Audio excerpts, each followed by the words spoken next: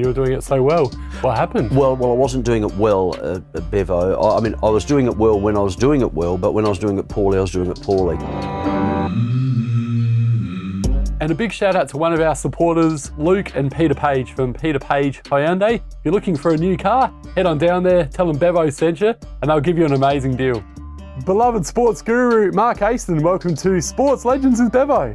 Hello, Bevo. Good to see you, mate. Good to see you too. Now, many years you've been in the media around Adelaide and around Australia. We've seen you on our screens for a number of years. Tell us where it all began. You know, was it through family? Was it friends? And any of that passion to want to be a sports caller as well? Well, not really, to be honest. I mean, I played footy and cricket at school and I wasn't that good at it. I wasn't aggressive enough and I was a bit scared. And, I mean, I'm thinking back now to when I was in grade 5, 6 and 7, there was no sort of burning desire to get into the media, and there was no burning desire to do anything in sport. In fact, probably back then, and even in my early teens, I really didn't know what I wanted to do. I think at one stage I actually went for a job as a TV technician many, many years ago. So sport hasn't really been, or wasn't really, a passion of mine. I basically fell into it, to be honest, and I was very, very fortunate. But I was a bit lost, to be honest, when I was younger. I suppose like a lot of kids, they don't quite know what they want to do. I left school at 14, Bevo, and worked with my father at his gym in Hindley Street, which was a really interesting time of my life. I mean, it was frightening initially because working in Hindley Street back in the 70s, it was a very dangerous street for a whole range of reasons, and you would get the opportunity to meet so many different eclectic people, and it was good fun. And I was with Dad. I was involved in sport in a way then because of him running a health and sports studio, if you like.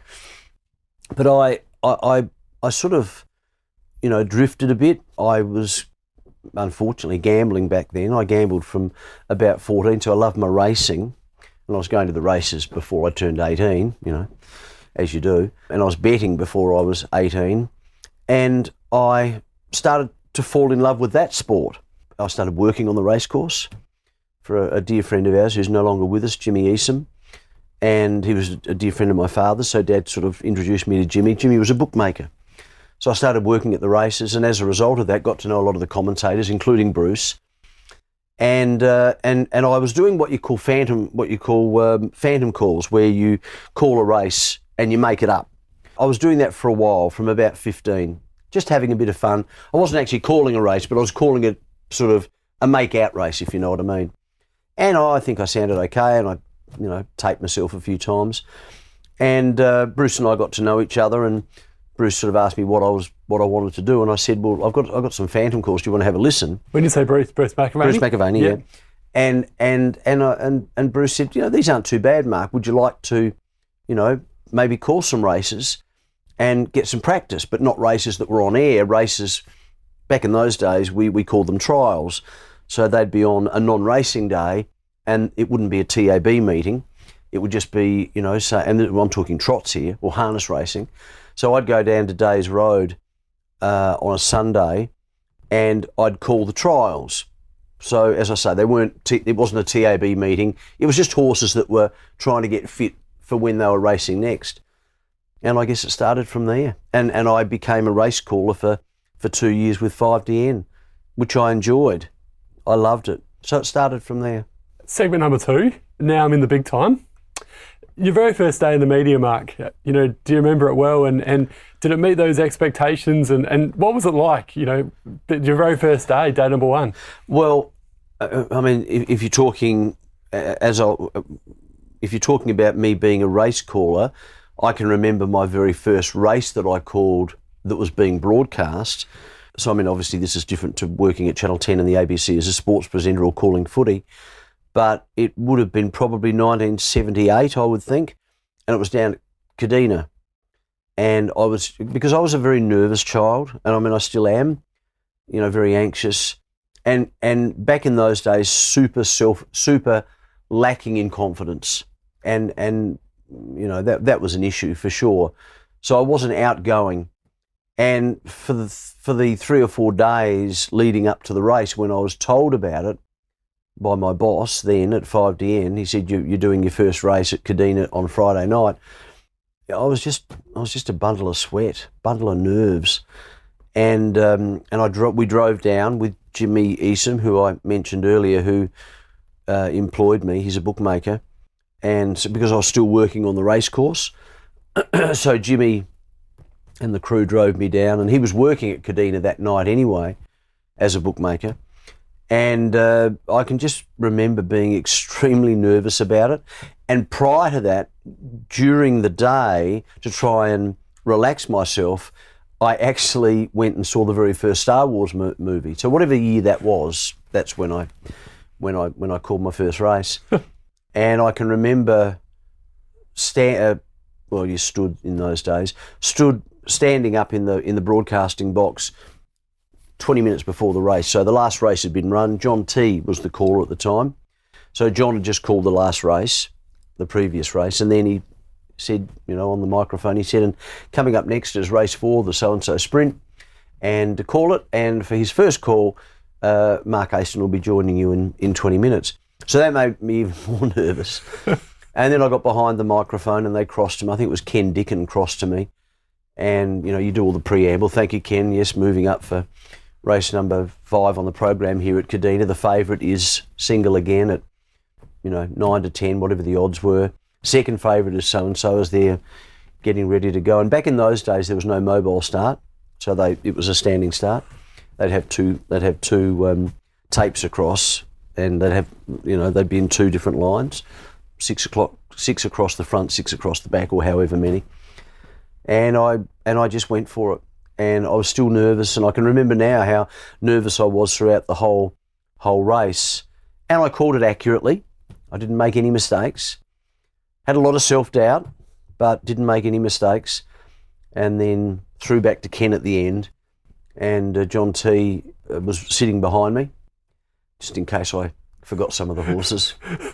Single Again, Akamar Chief, Mark Avina, just in case. And he shook my hand. He said, "Well done." And I was very relieved.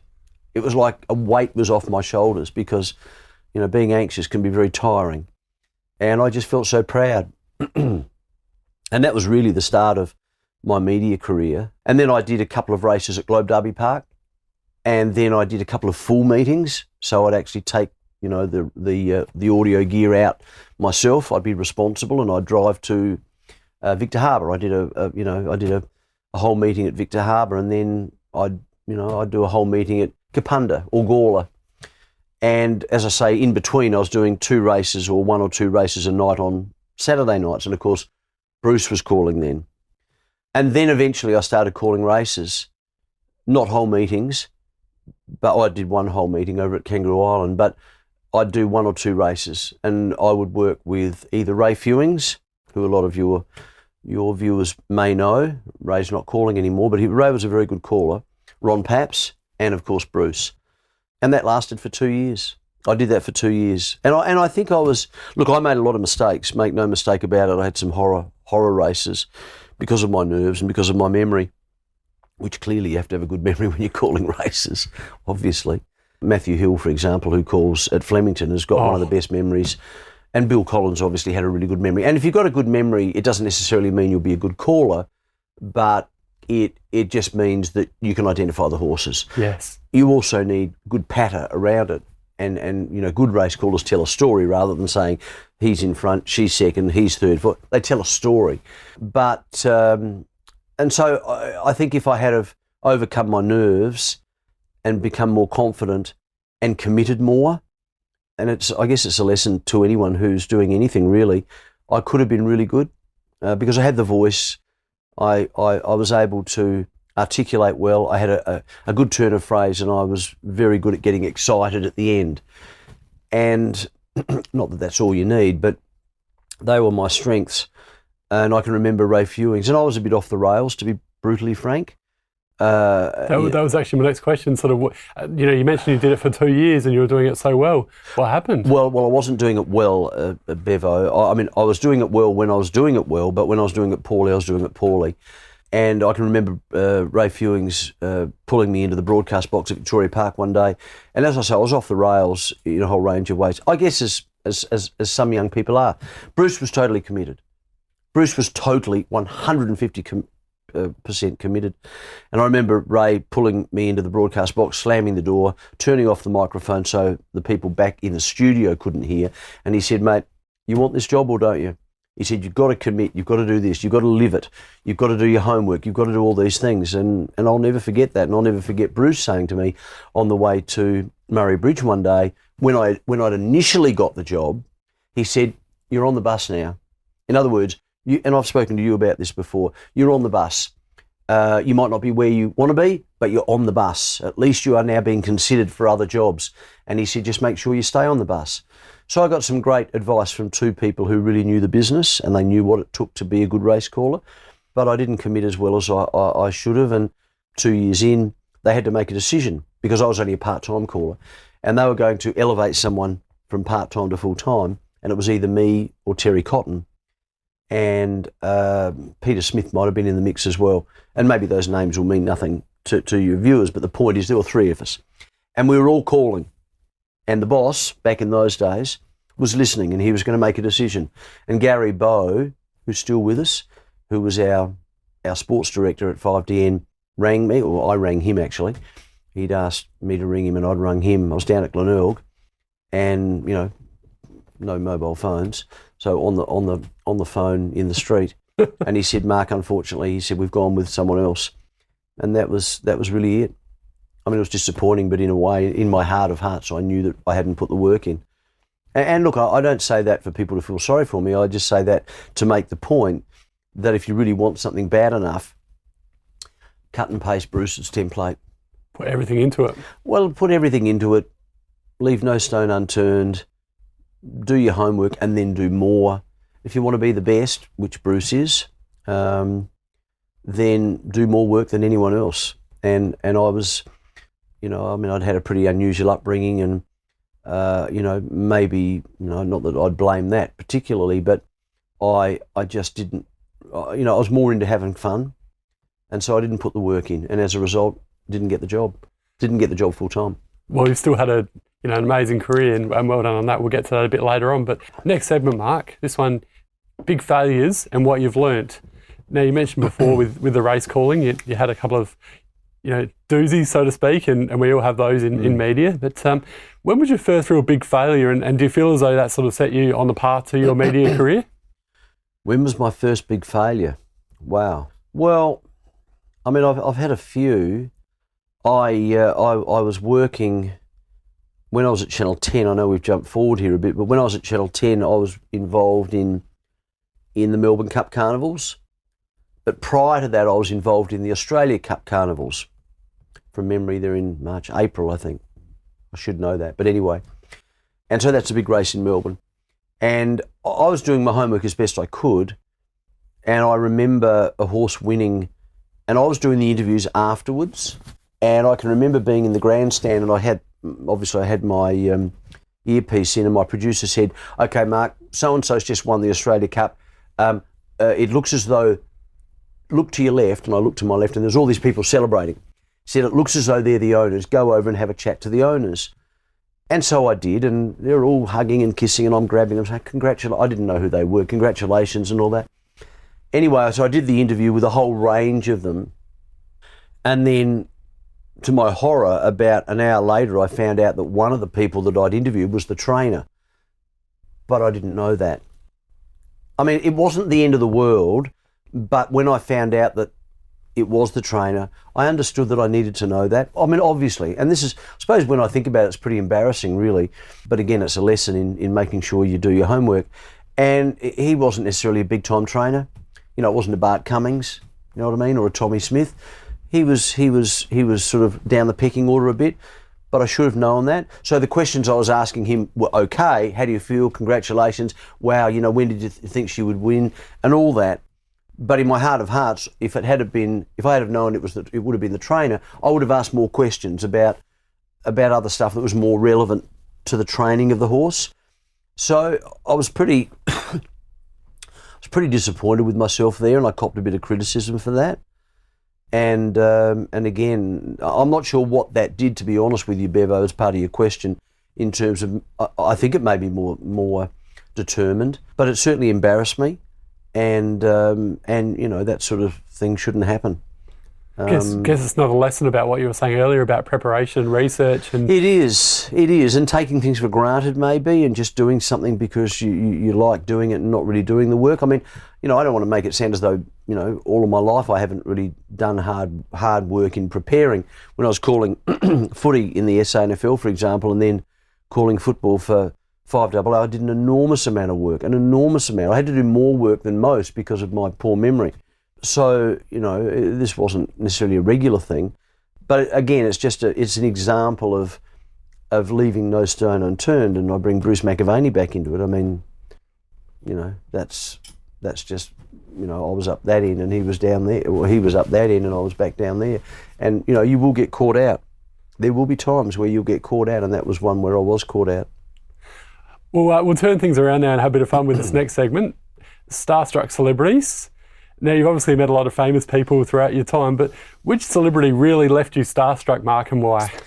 Well, and I didn't know you'd ask that question, but I do have a good answer for you. So I'll tell you the story. I was at the ABC, and Grant Heading, who's a dear friend of mine, was my news director. And it was one of the earlier years of the Rio tournament. Now, you might not know what the Rio tournament is. Tennis tournament. Correct. Yeah, and it was a tournament that was being played at Memorial Drive in the 80s. And it's a bit like what we do now, what Roger Rashid's doing now. We brought the best, but and most of them came over as a preparation for the Australian Open. And the key for us as journos, and there was me, there was Cos Cardone at Channel 9, there was Max Stevens, bless his heart, who was like a little chihuahua. Oh, Maxie on Channel 7, I remember him with a chihuahua. Yeah, he hated being beaten. Mind you, he wasn't beaten too often, to be truthful. And I think Craig McGann was working at 7. So there were 4 of us, there were 4 journos, sports journos, and we were all very competitive. And we knew that John McEnroe was turning up, and the whole of Australia wanted to talk to him because it was a year on from when he was disqualified from the Australian Open 12 months earlier, and no one had spoken to him since. So anyway, I got a tip-off from someone who said, if you go down to Memorial Drive about 1 o'clock and go onto the back courts, you may see John McEnroe there. Okay. So I rang my news director, because he was very excited about it. Anyway, that puts pressure on you. Oh, that's a great story, Mark. You've got to get that, which immediately sort of tenses me up. Anyway, so I took the cameraman down. I think it was Peter Stevens. Again, that name will mean nothing to anyone, but Peter was a dear friend as well, and he was a good cameraman too, and he was all excited about it. So we turn up and we start walking down to the far courts, and of course from a distance we can see that there's 2 people playing and 2 people on the side. And so when we get closer, it's John, and he's having a hit with Darren Cale, and the 2 people on the side must have been his entourage. And I'm going, this is brilliant. So Peter starts getting some cameraman starts getting some shots of John hitting up, and then I'm starting to get nervous. I'm thinking, oh my God, I've got to ask him, okay, well, congratulations on being in Adelaide, good luck in the Australian Open, how do you think you'll go? But I've also got to ask him, Bevo, the obvious questions about last year in Melbourne, the Australian Open. You got disqualified and he was kicked out. He was disqualified from the match for being abusive. Tough question to ask. Well, yeah. I mean, it shouldn't be, and most journos these days would handle that well, and I probably would as well. But I just got nervous about it. Anyway, so he stopped hitting after about an hour. We were there for an hour. We had heaps of stuff. Could have made a documentary on the vision we shot. and I knew Darren well, and so Darren came over and said hello, and John was just doing stuff with his entourage, and I said, I need an interview with him. And he said, well, just ask. And I said, do you think he will? He said, I don't know. He said, I'm not psychic. I'm not John McEnroe. Just ask him, why would I ask Darren? But anyway, so that was okay. So Darren went back. And then as John's about to leave, I'm there, Mr. McEnroe. I called him Mr. McEnroe. That went well. I said, Mr. McEnroe, I said, I hope you don't, I was always defensive. Hope you don't mind, but I just wondered if I could ask you a couple of questions. What's your name? It's Mark, and I'm like this, wow. Mark Aiston, who do you work for? Like no smile or anything. The ABC. ABC. Yeah, okay. He said, well, what do you want to ask me? And I said, and of course I knew what I wanted to ask him, and I had to tell him. And I said, well, I guess I want to look forward. And he cut me off. He said, you want to look back, don't you? He said, you want to talk about last year's Australian Open? And I said, well, maybe just one question. And I'll never. He had his rackets over his shoulder, and he was carrying a water, like a large water thing. He put that down, put the rackets down. He said, be quick. So straight away I thought, oh, that's good. At least he's agreed to it. So, I stuffed around by asking a few weak questions about how confident are you about the Australian Open and how did you train? I mean, we do that all the time. Don't know why we do it. And then I'm thinking, oh, I've got to do it. And then I said, John, this is the first time you've spoken to anyone about what happened during the Australian Open. I mean, sometimes you ask an open-ended question. Would you like to explain how you feel about that now, coming back to Australia for the first time? And anyway, he was good. And I asked him 2 or 3 questions, and then he shook my hand and winked at me at the end. Don't know what that was about. And that was it. And so as I'm driving back to work, to give you a perspective of how a newsroom operates, I rang Grant, my news director, and he said, how'd you go? I said, got him. Brilliant. And he said, I'll let the network know, because the whole network, that's how it works on a national story. The whole network wanted it. And so I went back and did my story up and felt pretty good about that. But I love John. I love John. I was very fortunate enough to sit next to him at a tennis function about 10 years later. He's a very unusual guy, very much into himself, extremely into himself. Was a very good commentator on Seven, but I loved him. His antics weren't necessarily conducive to what we'd suggest our young kids should be doing now. It's a little bit like Kyrgios. Kyrgios is harmless. I love Nick too. Entertainers though, aren't they? Well, they're entertainers, and he understood that. He used to get super aggressive, but anyway. So that's. I've interviewed. You say I've interviewed a lot of famous people. I have, but not a lot. A reasonable amount. But that's one that sticks out. That definitely sticks out. And I feel good about it too, because I got a good story. Well, speaking of things that stick out, this next segment is called They Said What. Now, we'll take you back to an incident with Belinda Hagen back at Channel 10. Just got a bit of a grab to play here, Mark. This will be good. And England skipper Andrew Strauss arrived in London, proudly showing off the little urn. They'll spend 4 days at home before flying out for the World Cup. And Belinda, I just can't understand how something so small can be so impressive. Well, Mark, you would know about that. It always gives me a good laugh, Mark. Yeah. I was actually watching it earlier on YouTube. I'm glad it gives people a good laugh. I watched it over and over again about 10 times. Do you know it's had 13 million views on YouTube? Well, on that feed. Yeah, worldwide. Yeah, well, on that feed it has had many hundreds of thousands and many millions on others, because it constantly gets included in end-of-year blooper tapes where a network, and it could be Fox, it could be NBC, it could be any, something in the UK, they'll do a show, they'll do a 1 hour show, and they'll say, and the show might be called, I don't know, 20 worst takedowns on air, live to air, or something like that. And, and of course it gets put in all the time. And look, I look back at it, I look back at it fondly. No, I look back at it and I must admit it was the perfect takedown. It was a ripper. I can remember, just briefly, we had about 2 minutes to go before the end of the sport break. And my producer, who was then in Melbourne, said, mate, we've got a little bit of time. And when they say a little bit of time, and they'll explain it, it's 15 seconds. Because we've got to get out on the second. He'll say, can you just ad lib for about 10, 15 seconds? And we were in a story at the time, and I'm thinking, yeah, sure, and I told Belinda. So we didn't, a lot of people think that we rehearsed that. It wasn't rehearsed at all. It just happened. And so when that clip came up, I was literally thinking of what I could say at the end during that clip, about holding the little urn. And so I just thought of that. I can't understand how something so small can be so impressive. I just thought of it. But the key to the whole thing was the fact that instead of Belinda saying, yeah, Mark, you'd know about that, jokingly, nothing would have happened.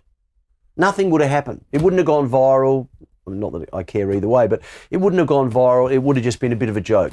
But because she looked at me and I looked at her and she said, well, you'd know about that, Mark. Yeah, it was really serious. Thank you very much. Now to the weather with, I mean, and if you look carefully, you'll see, or if you had to look carefully, you'd see that when she said, well, you know all about that, Mark, they stayed on us for another 3 seconds. And I'm just going, as if to say, what did you just say? And so as I got off the set, I was taking my microphone off, I was about to, no, we didn't say anything afterwards. You know, she just said, thanks, Mark, that was good. I said, yeah. As I'm walking and we're in an ad break, she said, hey, Mark, and I turned around, she said, how do you think that last bit went? Do you think it would be, is it okay? And I said, oh, it's fine. Next morning it had 10 million views. So someone had obviously ripped it off us, you know, probably someone, I don't know, from the station, I don't know. And it had 10 million views. Then it was on Ellen DeGeneres a week later. But that was the Friday, I think. On the Saturday, I was doing wrestling at the time, don't know how, and I was a baddie, I was a heel. As I'm walking down the hallway, young kids are going, boo, boo, boo, boo, boo, you're small, boo. Thinking, what did I do to deserve this? Small but impressive. Work that out. Yeah. I don't know. And the comments were weird because, and you know, I was still with my wife at the time, which is embarrassing, I guess, for her. But the comments were things like, "Oh, great takedown," or "Isn't she terrible?" or "He didn't handle that well," or "How did that work?" or "That was scripted." But a lot of them were things like, "Hey, something's going on between those two," and so people started thinking that we were seeing each other and that she just wasn't impressed with me. You know, under the sheets or something. Well, she was impressed, but it was small. I don't know. It's very complicated. Very complicated. What was that the next gig? So you said you did it on the Friday night. The next gig on the Monday. So your next time you were with Belinda on the Monday, was it awkward or no? No, it wasn't awkward between us at all. No. In fact, Matt Gilbertson about 2 weeks later wanted to do a little piece with us together, and in the end we decided not to do it. But it wasn't awkward between us. I mean, I see Belinda at the gym and, you know, we have chats about it while we're standing around in the pool and just have a laugh about it. But look, it was just one of those things. But the point is, when you look at it, it was definitely worthy of what the hell is going on there because of the serious way that she answered back. Yes. You know, well, you know all about that, Mark. Coming up next, the weather. I mean, it was like, it was amazing. Yeah. Brilliant. Speaking of brilliant, again, I mentioned before that I was looking at some of your YouTube hits, and there's many classics over the years, Mark. So this next segment is called Taste of Regret. Now, at the start, you mentioned how with the horse racing calling, you sort of had a few doozies here and there, and we all do it. Has there been times in the media where you've said something like embarrassing on air or done something awkward where you're like, oh no, I can't believe I've just said that? Well, I'm sure yes is the answer. I'm just trying to think of one. Oh, yeah. There was one. So my style as a sports presenter was a bit unique. I don't know whether it is now, but it was a bit unique in the sense that I feel as though I was good at it, and I don't say that, you know, I don't say that as a boasting comment. I should have been good at it. I've been doing it for 40 years. So if you're not good at something after 40 years, and I think I was good at it because I offered a little alternative at the end. I had a bit of fun, or if I made a mistake during the bulletin, I'd cover that up with humour, and so it didn't look awkward. It didn't look like a mistake. Do you understand what I mean? Yes. And so, you know, I make the point. I'm not boasting about that. I mean, there was other things that I didn't do so well, but I can remember one night where I was with Rebecca, and we were you got to remember, we were actually in the newsroom. We didn't have a studio at this point, so you could see and hear people working. People were walking past and not walking past the camera. So Steenie, who was our producer, was not far away. So if Steenie said something quite loud, you could hear him while you were on set. And Steenie was the sports producer. And in the foreground was Grant sitting in his office, and all the journos and the editors. I mean, it was just in a newsroom. And that's not the same. Well, it might be the same with 7 now, I don't know, but I think 9 have got their own studio. But anyway, so the last story was one of those stories, you know, the sport, what's it called, in the water where they've got their legs in the air? Synchronised swimming. Okay, Yeah, so that was yeah. the last story. And I was working with Rebecca, and Rebecca was great. So was Belinda. Rebecca had a real knack. She was very funny and very clever and very quick-witted. Really good, great ad-libber. And anyway, so that was the last story. And then I came out of that, and I think they said you got 15 seconds. And I said, you know, that reminds me, Rebecca, of that party that I went to at your place. You know how you fell backwards, on your chair, and your legs were in the. And as I'm about to say your legs are in the air, I could hear Steenie saying, "No, don't say that." And I think I just kept going, and it was funny. It was edgy, yes. But that was my style, you know. So I don't regret saying that, but I know that. So the extension of that story is that at the end of the story, at the end of the sport break, I got off and you'd have to walk past the boss's office, Grant. And Grant was a dear friend of mine, as I said earlier. A lovely man, I still see him to this day. But you knew you were in trouble if, as you were walking past, you'd say, "You got a mo? You got a moment? You got a mo?" Not "Get in here." "Yes, hi Grant. What was that last thing you said?" And of course I had to explain it again, and he looked at me and he said, "Don't do that again." And that was it. And you just knew that was too edgy. So that was quite funny. And, you know, I think everyone else found it funny. And I think Grant probably found it funny as well, but he just thought, "No, pull back a bit. Got your toes just slightly over the line there." And Beck would have found it pretty. She's a real character as well. Beck, but look, Beck and I got on well. We had a lot of really good chemistry, Beck and I. And I still see Beck. I saw Beck only recently with Grant, actually. She's a really good presenter. But one of her strengths is that she's very inclusive. And what I mean by that, and that's important as well when you're working on a team, on a radio show, on a breakfast show, you've got to be a giver. You can't be taking all the time. You can't, Beck doesn't want the laugh all the time. She's happy for me to have the laugh or get the laugh. If she gets the laugh, that's great. But there's no conflict between us. It's a very important element, a very, very important element, about the success of a team. You've got to be giving, not taking. Yeah. And so she laughed at my gags. She told gags, and she led me down the path of a gag. She was very clever. I miss working with her. I miss working with her a lot. Mark, our next segment is okay not to be okay. So we know about your sort of mental health battles, and it's great to see that you've overcome those battles. Tell us all sort of what's a lot of people know because you've come out quite openly and spoken about it, and it's a credit to you about that. But tell us actually, what's happened and sort of how you've overcome those issues and the person you are today. Yeah. Well, first thing I'd say, Bevo, is that I don't do these interviews just to get publicity, and I mean that from the heart. I have hand on heart. I enjoy talking to you, but I do these interviews because, particularly if we're talking about this, because I genuinely believe that if I had have taken a different path and done some things differently, my life would be completely different. I'd possibly still be working at Channel 10. I'd still be working at 5AA. I'd be with my wife. And those things are very difficult when you think back. And they're very difficult to think about understanding that you've lost those things. The jobs, of course, but certainly from a marriage point of view, because that was just really difficult for Judith. So I just wanted to make that point. I don't do these interviews just to promote myself. I do these interviews and talk about this because I think it's really important. And in a way, it's such a fundamental message that I'll get to in a second. But I guess I've had mental health issues all my life. I don't know why. Might have been because Mum did. Mum was in and out of Glenside. Glenside, by the way, is like an old mental institution way back in the 60s and 70s. There's housing on there now. And I had a very unusual upbringing, as I said earlier, and that's certainly not, well, maybe it is an excuse. Very unusual. Mum was unwell. I was 13, 14. We're looking after ourselves. I was with Kathy and my brother. My dad was never there. I love Dad, but Dad was never there because he was working. Fair enough. And in the early days, he was actually working as a motel. He was a general manager, so he was working all night, and then when he'd come home, he'd be asleep all day. So we'd never seen him. So it was a very, I guess what I'm saying is it wasn't a normal upbringing.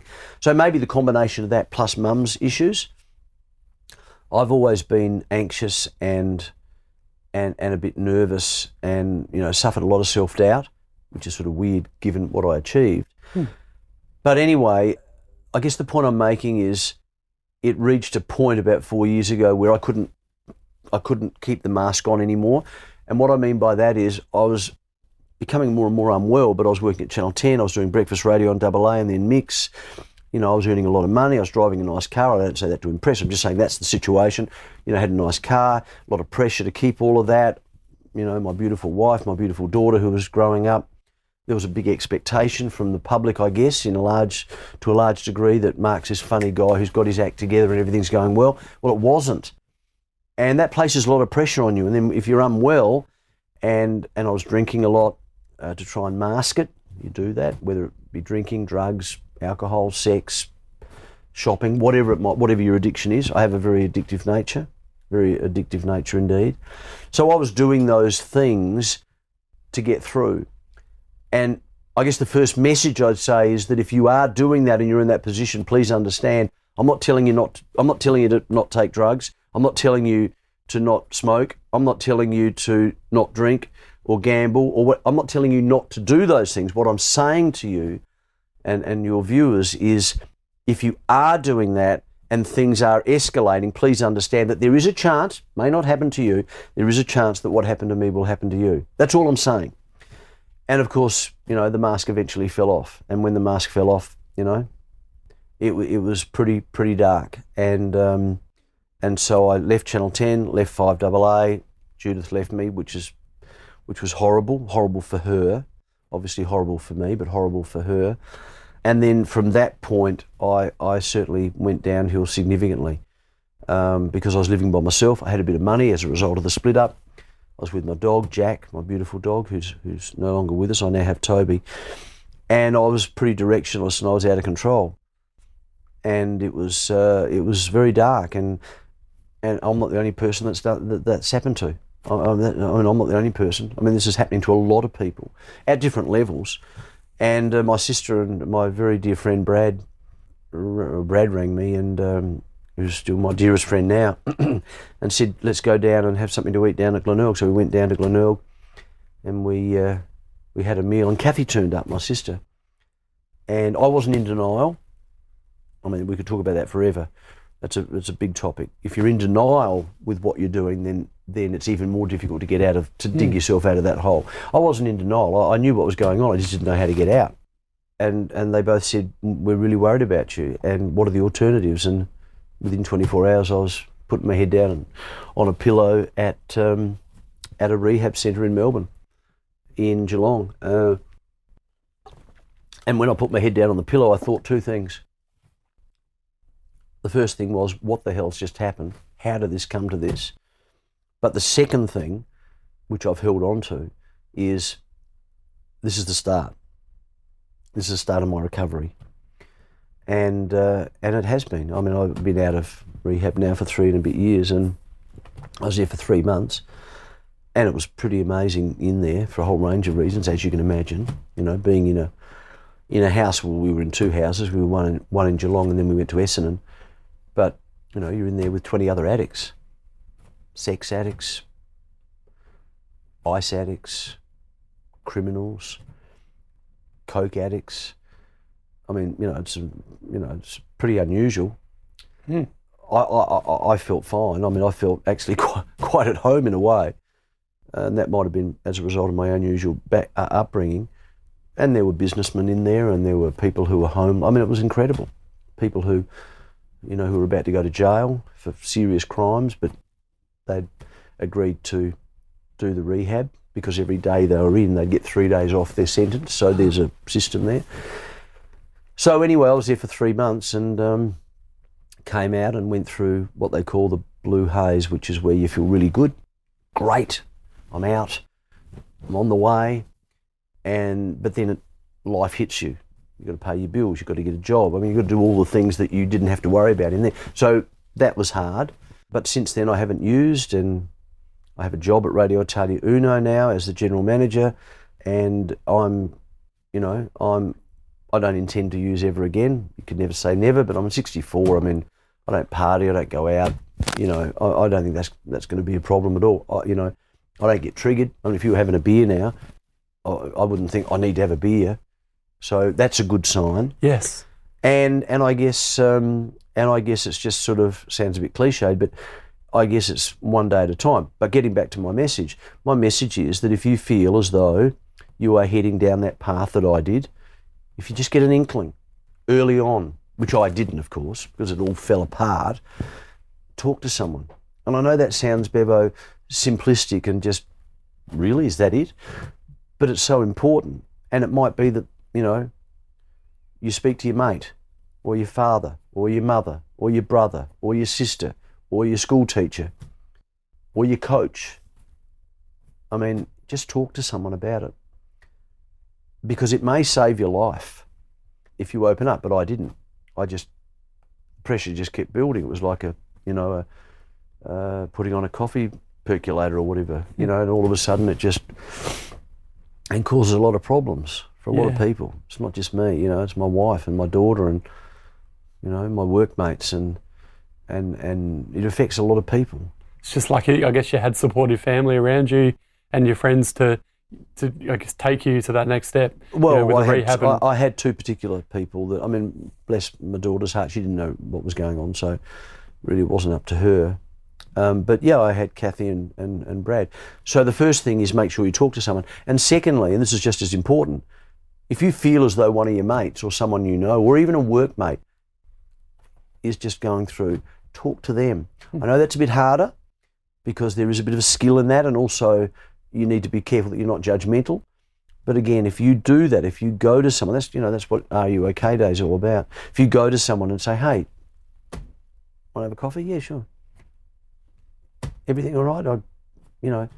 Just start that conversation, and that may save their life, because it may instigate them then to say, well, actually, no, I'm really worried about my ice addiction, or I'm really worried that, you know, I'm coming to work pissed because, you know, I've been getting drunk the night before and this has been going, I mean, I don't know, you know, everyone's situation is different, but they're the two things that I would suggest that you do, because I didn't really do that. I just let it percolate until it exploded, you know, and I wouldn't wish, you know, my worst enemy, you know, what I went through and what other people go through. And I'm still working on things. Am I okay? Of course. Not of course. Yes, I am. I mean, I'm working as a general manager at a radio station, for heaven's sake. I run a small business, teaching people, you know, how to handle the media. I'm a great communicator. I feel as though I am. I'm a good mentor. So I'm 10,000% better. It's great. But getting better every day. But getting better by commitment and by as best you can. I'm still making mistakes, Bevo. I don't sit here, and I never ever would sit here, or when I do my talks to people about what I went through and those two messages at the end, I never ever stand there and say, I'm fine, everything's great, brilliant, this is what I've done, and now I'm 1,000 times better, but it's incremental. It's like compound interest. The more you do, the better you get. The more you do, the better you get. And that would be the same with anyone, even if they're reasonably well. It's just how life works. But you have to particularly work hard at it when you've fallen down a hole. Yeah. And you know, it's challenging, but it's exciting for me. And there's different things that you need to do. Obviously I don't mind talking about it in this setting, but I don't think too much about what happened in the past anymore. It's all about the future now. Yeah. It's a bit like, you know, you don't want to rear-vision yourself in life, because if you're doing that and looking back at the stuff that went wrong, yeah, sure, you know, look back at it occasionally and maybe reassess and say, how well am I doing? If you do that all the time, you'll never move forward, because you'll always feel regret or shame. Shame's a big one. You'll get worried again, you'll get anxious, you'll have self-doubts, and all those things, all of those traits are totally useless and very, very damaging and debilitating when you're moving forward. It's great advice. When I got sacked, thank you. That'll be $400. No, thanks for being so open with your answers there. And this is not being recorded, I take it. No, we're not. Oh, hang on, we've got cameras. But you know, the interesting thing, That's to what you were saying before, though. Yeah, it's all about the future going forward, and don't worry about the past because you can't control the past. Well, no, that's right. And also too, and this will sound odd, and maybe you can relate to it with what happened with you when you lost your job. When you have the advantage of time after something happens, and this will sound incredible, maybe until you think about it carefully, but when I left Channel 10, it was horrendous. But now I look at that situation and I go, it was a gift. And so what I mean by that is, it was going to happen eventually. I was going to explode eventually. But I'm glad it happened then because it gave me more time to sit here with you and say that I've been out of rehab for 3.5 years. Yeah. Because if it hadn't have happened then, I may not be sitting here with you. I may be still going through the same rubbish, and I may still be at Channel 10, which is fantastic, but the explosion may even be bigger, and because I'm 64, it's going to take me longer to recover. Does that make sense? Yeah, you're young. Does that make sense? Absolutely. So I look at those situations as gifts now. You don't see them as a gift at the time. You don't see them. I mean, when you lose, your wife, you don't see that as a gift, but I see that as a gift too. Now that sounds weird, but the reason I see that as a gift, and as sad as I am to have lost Judith, because I love her very much. I don't know whether she does me, but I love her very much, and I get very emotional when I think about this because I just didn't handle that situation well at all. But it's a gift because she's now at peace. Do you still keep in touch? Yeah, of course. Yeah. But it's a gift because she's now at peace. And she's given me an opportunity to move on with my life. Others might not see it that way, but I do. And I'm so pleased and proud that I have that, that view rather than, she left me, when I was at my worst or whatever, blaming. She needed to leave. And, I don't normally talk much about that, and that's probably all I'd say about that. But you can look back on a lot of disasters, in fact, most disasters in your life, and as odd as it sounds, you can look back and say that was a gift. I mean, Dylan Alcott was a great example. Oh, well said. I mean, he doesn't want to walk.